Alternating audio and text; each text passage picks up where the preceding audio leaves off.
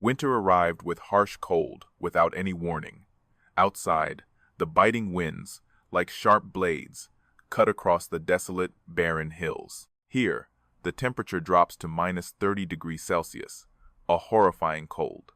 But inside lies a magnificent structure made of grass, incredibly large. That structure stretches up to 30 meters, set in the majestic Icelandic landscape. A family sleeps soundly on raised wooden beds, away from the cold ground. The livestock breathe heavily, their sounds echoing in the pitch darkness. In the deepest part of the house, a single flame continues to burn resiliently, radiating warmth from the center. Yet, the entire building retains its heat astonishingly, defying the harshest survival rules set by nature. Each day, 54 kilograms of birch wood is burned to sustain life. That heat should have dissipated into the freezing air in just a few short hours. Yet, contrary to expectations, the temperature inside the house remains stable at 12 degrees Celsius. It may sound cold by our modern standards, but it is much warmer than the deadly cold raging outside. This is the Viking longhouse, a masterpiece of the ancient Norse, and it operates not merely as a shelter with a fire, but as a sophisticated thermal machine, designed to trap and retain heat efficiently. Reusing discarded materials to generate precious heat energy, it came from resources that most other civilizations never imagined. The key question raised is how the Vikings could accomplish that miracle and overcome the extremely harsh cold spells so spectacularly. Longhouses began to appear and flourish during the Viking Age, around 800 to 1050 AD. This is the period that historians call the medieval climate anomaly. The average temperature across Scandinavia rose by 1 to 2 degrees Celsius, that is, significantly warmer than the preceding centuries or the following centuries. The Norse expanded their territory and migrated as far as Greenland. They practiced agriculture on arid, nutrient-poor lands, and also raised livestock in areas that later became completely uninhabitable. However, that relative warmth was actually a dangerous deception.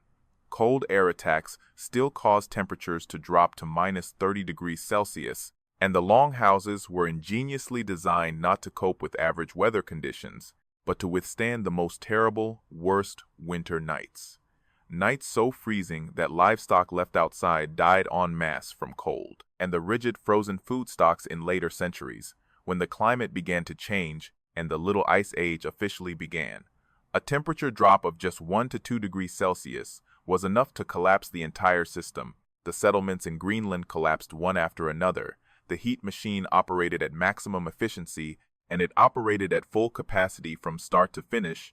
The longhouse adapted perfectly to its surroundings, with a brutal and harsh efficiency on the Scandinavian peninsula, where oak forests grew extremely vigorously. Skilled craftsmen erected sturdy wooden frames and plastered the walls with a thick layer of clay mixed with straw. In Iceland and Greenland, lands almost devoid of trees, the same culture built completely different structures. They cut turf blocks called hanas and strips of earth and grass called stringer, then stacked them into walls more than a meter thick, the walls tapering as they rose toward the roof. The entire structure was partially buried. The building was built into a hillside in an efficient manner to exploit the natural insulating properties of the earth. The roof structure was made of 3 layers. The innermost layer was turf, combined with grass placed face down.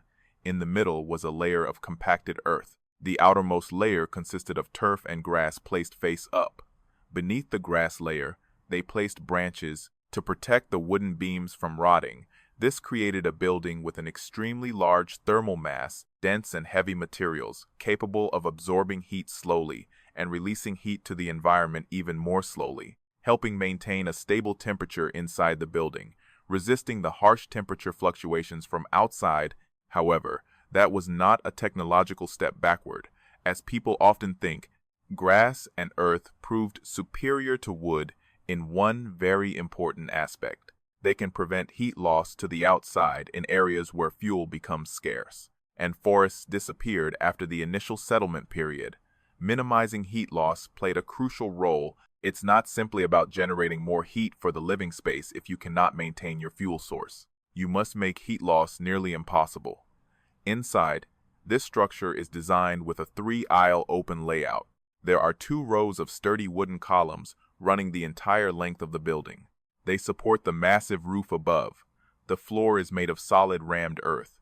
Often, a layer of ash is spread on the floor to effectively absorb moisture.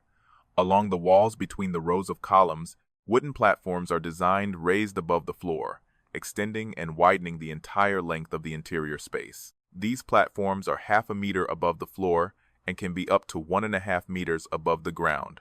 And such height is not merely decorative. Cold air is denser than warm air. It settles on the ground surface below.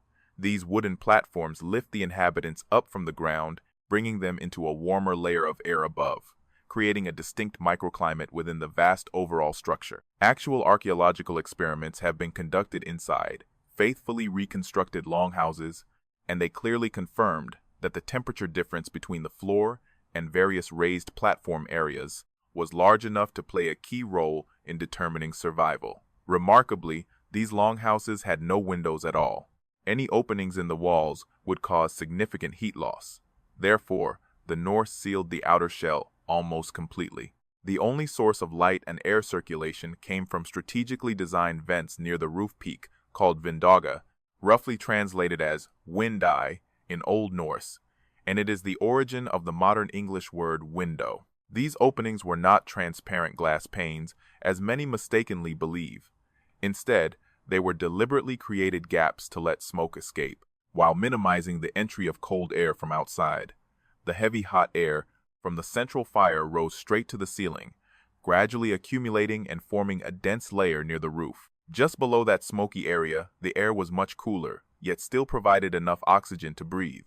Smoke is naturally expelled through the high vindaga vents, helping to keep the indoor air clean and pleasant. At the same time, fresh air from outside is drawn in at the lower levels of the house, creating continuous and cool air circulation. However, this intelligent ventilation system has the ability to retain most of the warmest air, concentrated in the main living area of the family. The flame itself acts as the living lungs of the house, drawing in air and expelling smoke while providing warmth that spreads throughout the space. The long fire was placed right in the central hallway, running the length of the house, forming the warm heart of the entire structure. From this central fire, warm light, abundant heat, and convenient cooking surfaces were provided for all daily activities of the inhabitants. Above the fire, heavy iron pots and soapstone vessels were hung, ready for cooking hot meals. However, the demand for fuel to keep the fire burning continuously was enormous, requiring a massive amount of wood each day. Scientific studies conducted on reconstructed longhouses in Iceland have produced astonishing figures. The results show that even during the warm and relatively pleasant summer months, daily living still consumed more than 54 kilograms of birch wood. When projecting that demand throughout the harsh and long winter, this figure becomes even more terrifying. This shows that the scale of dependence on wood fuel was unsustainable and led to serious consequences. Relying solely on burning wood as the main heat source, humans inadvertently created enormous pressure on the natural forest environment. The inevitable consequence was widespread deforestation, following in the footsteps of the Norse settlers. The expansion of the Norse across the North Atlantic region led to severe deforestation in every land they set foot on. The central hearth, though the focal point of the house, could not in practice serve as the sole main heat source for the entire space. It was used mainly for cooking and for heating in emergencies when the weather was too cold. In the harsh land of Greenland, Viking farmers faced many challenges to sustain their lives. Sometimes they had to take the weak and sick animals out to the pastures, hoping they could find some food and vitality. When spring came, because these small creatures were too weak and unable to move or travel far, yet they brought to humans a value much greater than the mere benefits from agriculture. They truly were mobile, breathing hearths, living hearths in the truest sense. A single cow can produce a surprisingly significant amount of metabolic heat. They generate that heat simply by existing and living according to their natural instincts. When we multiply that heat output by the number of a small herd, and then contain all this heat within a thick, tight, insulating shell, then the total heat effect becomes so noticeable that it can be easily measured and felt, even when the harsh external weather drops to deep sub-zero temperatures. This heat source is constant and continuous, requiring no labor other than feeding the livestock each day. Moreover, it is completely independent of any other scarce or expensive resources. Thanks to this, Fehu, a concept or a system, ingeniously transformed an inevitable biological need into a valuable thermal asset. It demonstrated a profound principle that cultures living in the extreme cold regions around the world had independently discovered and applied. Shared body heat is a form of natural warm infrastructure. However, accompanying that benefit is a huge and heavy trade-off. Smoke and dust from the open hearths constantly accumulated and spread in the air above the house, and all the inhabitants had to live in a thick, permanent haze that never dissipated. Through archaeological studies on excavated skeletons, scientists have discovered clear evidence of various chronic diseases that once existed. Severe damage related to the respiratory system has been recorded. Chronic sinusitis left stubborn scars on their lung tissue. A blanket of darkness constantly enveloped them, lasting day and night. The entire interior space was dimly lit by flickering flames from the hearth or torches. The surrounding air was always thick with the pungent smell of livestock, never fading. The acrid smell of smoke mixed with damp earth created an indescribable odor. A temperature of 12 degrees Celsius was by no means warm. It was just enough to prevent freezing. In fact, this temperature was only a tiny bit above freezing, negligible. Modern people like us, who are so accustomed to houses equipped with comfortable heating systems, would certainly find that harsh living condition utterly unbearable. However, whether it was bearable or not was entirely beside the point, because these longhouses were never built with the purpose of providing comfort for humans. Instead, they were designed with a single goal: to prevent death and extinction. Not just a physical architecture, this structure also carried immense spiritual weight. The sacred flame was called Kualango.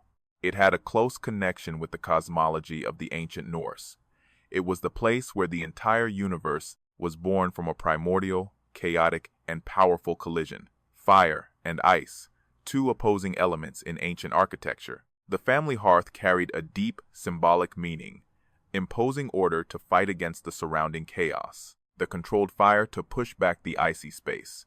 On either side of the chieftain's high seat were the onvegesular pillars, exquisitely carved pillars with sacred symbols. They conveyed divine protection from ancestors. The first Icelanders threw these pillars into the sea as soon as they saw land from afar. They claimed the farm at the place where the pillars drifted ashore, a sacred ritual binding the fate of the entire family. The house was positioned to both serve its function and be sanctified. In fact, the longhouse design achieved brilliant success because it intelligently integrated 4 different systems: passive insulation, thanks to the layer of grass and earth covering the outside; biological heating from the body heat of livestock inside; active fire management through spatial stratification; and personal insulation from warm wool and fur. Removing any element of the system would lead to failure. There was no margin for error. Everything had to be absolutely precise, just when the Little Ice Age was beginning. And if the ambient temperature dropped just a very small amount, the heat engine was immediately damaged, and the Norse community in Greenland gradually disappeared completely.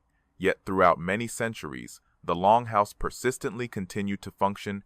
It could transform from land and animals, along with fire, into an efficient survival machine, which modern reconstructions have clearly confirmed to be superior in heat retention compared to what was previously predicted.